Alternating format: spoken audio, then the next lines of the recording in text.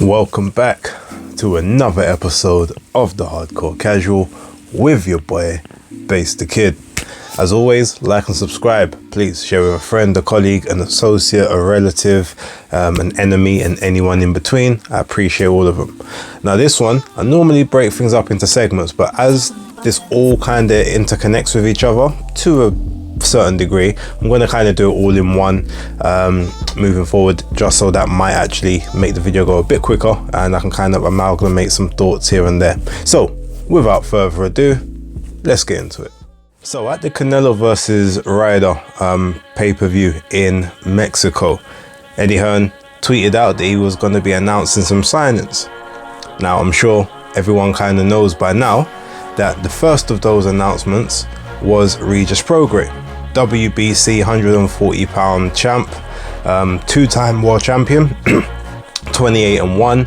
The one defeat on his loss was to Josh Taylor. The one defeat on his record, sorry, was to Josh Taylor. And yeah, I think he looks to get that one back at some point, but he said he wants some big fights and then he wants to clean up the division and clear out the division.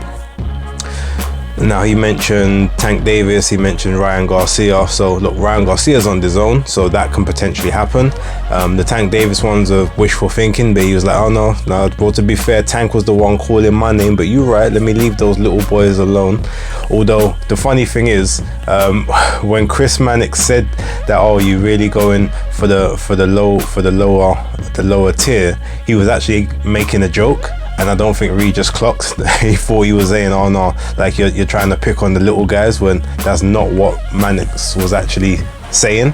So I thought that was kind of funny. But yeah, he said, look, he wants a couple of big name money fights. Then he wants to clean that division. He said he wants to face Subriel, Matias, and probably Rolly Romero as well, because when he wins that belt, so obviously he knows that's going to happen. But he's got a fight coming up immediately, 7 weeks from, I guess, the day it was signed, 6 or 7 weeks in Louisiana. So in his home, in his home state in New Orleans, he's going to be facing Liam Paro, who obviously was supposed to be in the Arnold Barboza final eliminator for, I think it was the WBO title, but Barboza pulled out, saying that the money wasn't good enough for the bout. So I guess Eddie just said, okay, well, forget doing these purse bid things. Here, do you want a voluntary shot at the WBC title? Now, Liam Paro essentially is gonna be fed. He's being fed to Regis Prograis, and he probably knows that himself. But the opportunity is the opportunity. He'll get paid decent money, and I don't think that Eddie will push him to the back or get rid of him based on a defeat, purely because he's got the Australian venture. He knows Liam Paro is quite a big seller out there, same as Stevie Spark is. So I think they'll definitely I definitely think that he'll sort of keep him around, even if it's to maybe give to another title shot or even Stevie Spark down the line as well. So look, really good signing. It's a 3-fight deal. So the first fight, obviously, we're having there. The second fight will probably be Jack Catterall, and then the third one would either be a quote-unquote big money fight or a unification. I mean, at the end of the day, what he'll have to do here is a 3-fight deal. So I doubt you're going to get the unification first off. So you're probably going to have to extend that deal. But as soon as you see the kind of money, I guess, that the zone give plus the activity, he'll probably extend it for another 3 fights afterwards. Kind of got to strike while the iron's hot, and it makes sense. But it will be interesting to see. Again, I think Jack Catterall will be the second guy, and then I think that if it's not a unification in the third one, then they can campaign and try and find someone else. Now, the reason this one to me sort of is interesting is because I've already heard rumors, and I heard the rumors about 4 or 5 days ago now, that Matchroom are looking to also sign Subriel Matias. who a lot of people thought was a PBC fighter, but he's actually not. He fights on the platform. He fights on sort of the Showtime platform. He fights in their, on PBC events, but he's not actually like an Al Heyman PBC fighter. He was never, I don't think he was ever signed to that team like that.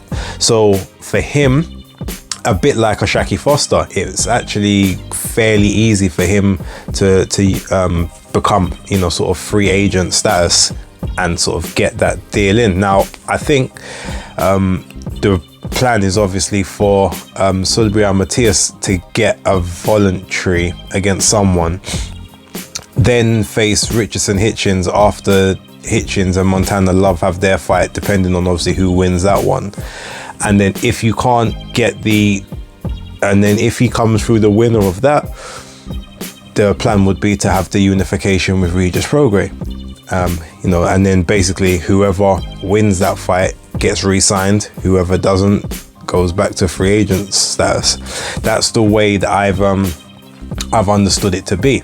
Now, Subriel Matias, obviously he's been talking about Regis and getting those fights. So I'm hoping that way does actually come off the way it's been spoken about. Regis was even saying in some of his interviews, I know they're trying to get Subriel and Matias, they're trying to make that one work to get that unification. So hopefully they can make that happen.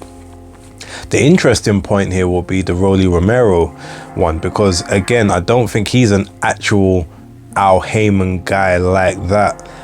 And as far as I'm aware, I think he was supposed to be signed to Mayweather Promotions just prior to the Tank fight. I don't know if they read that up or what's kind of the deal with that one, but he's probably going to stay isolated over there for that WBA title. Let Tank go up and win that title when he comes off of house arrest, and then chances are, Tank's probably just gonna be in his own world in the WBA 140. No one's really gonna pressure him to have any unifications with anyone. So I guess the next point you could potentially see would be a free belt unification, potentially with the winner of Tio and Josh Taylor. But look, overall, it's a fairly gaping hole at the moment within 140. There's a lot to go after. Matchroom have got a lot of 140 guys, plus Devin Haney's going to be back up there very shortly. So I guess win, lose or draw, he potentially will go back to Matchroom, fight 140, especially if they've got two champions over there. I can't see him.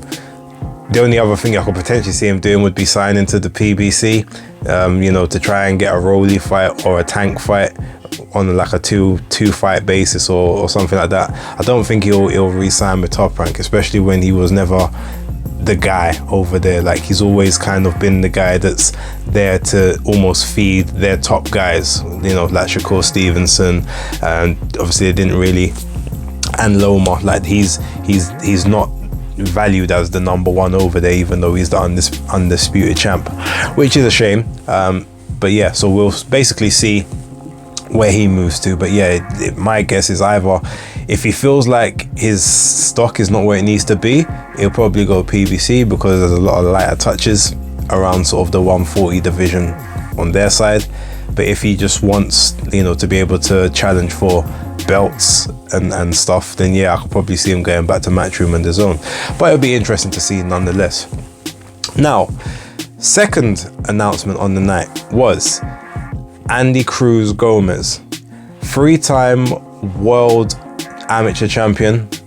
I think it was what weight did he campaign at? I think it was 140 in the amateurs.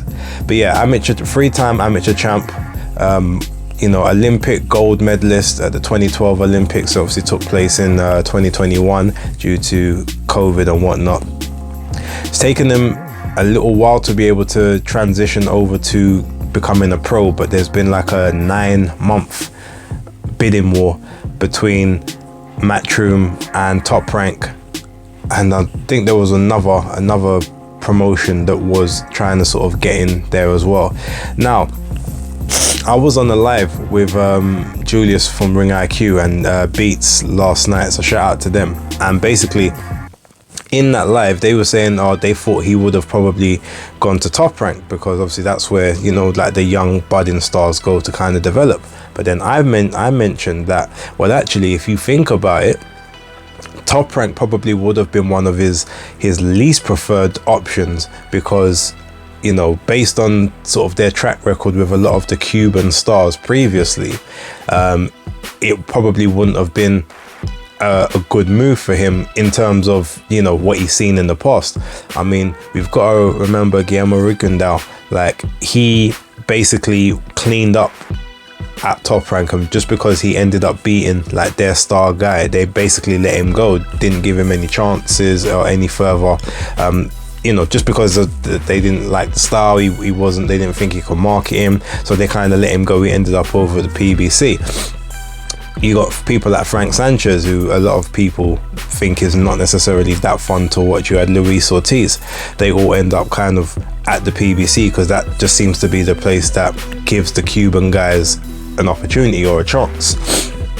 So I always thought it would either be PBC or Matchroom, and if he went to PBC, he'd basically just dominate their entire roster, like, up until he got bought. It would be that simple. Like, there's no one there that's anywhere close to his levels, amateur or pro.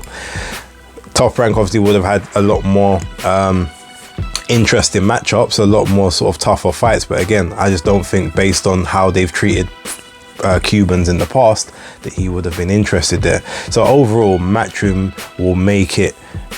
I think he probably realized that you've got the mouthpiece there, which is Eddie Hearn. You've got the global reach. None of those other platforms and outlets have like the global appeal, where people can see you in Mexico, can see you in Cuba, the Dominican Republic, like the whole of Europe, Eastern Europe, you know, like Western Europe, the UK. And he probably realizes that, you know, in terms of an overall appeal, you know, like China, Japan, these type of places, you've got that big broad market. And if you can, you know, if you put in a good enough performance, these people will definitely be, you know, you'll get that global visibility. And a lot of people are going to know him from the amateur games, especially as the world was still kind of in a lockdown state. So people didn't really have much to do but watch the Olympics at that time. So they got to see what he was about and what he'd done. Yeah, look, it's an amazing acquisition. He's gonna be having his first fight in July. I think it's July 15th on the I think he's gonna be on the undercard, probably like a co-main, or like a special attraction, third from top, on the Alicia Baumgardner next fight card. I'm not sure who she's potentially fighting yet, but I've heard a couple of rumors on that. I'll get that confirmed and put in a later video. So look, two very massive signings for Matchroom. Like I told everyone about the Regis Prograis signing last week. If you watched the weekend wrap from last week, you would have seen that I mentioned it there, but I didn't want to really talk about it until it came out officially. The Andy Cruz one, I didn't see that coming. That was an amazing acquisition. The Subriel Matias one, remember, you heard that one here first as well. That is the rumor that they are looking to sign. They're looking to sign Subriel as well. So they want all the big pieces of the 140 division, and they're looking at that to be sort of the next glamour weight, because the best of the 135 guys are going to be up there within the next 2 years anyway, and then just transition it through. So yeah, we'll see what kind of happens with that moving forward. Leave your comments down below. Let me know what you think about those signings. Were they good signings? Are you underwhelmed? Do you think that they're going to pan out? Let me know your thoughts. I'm interested to hear them. But thank you very much for watching. For right now, enjoy your bank holiday if you're in the UK. I'm not sure if it's bank holiday outside of that, but Hardcore Casual out.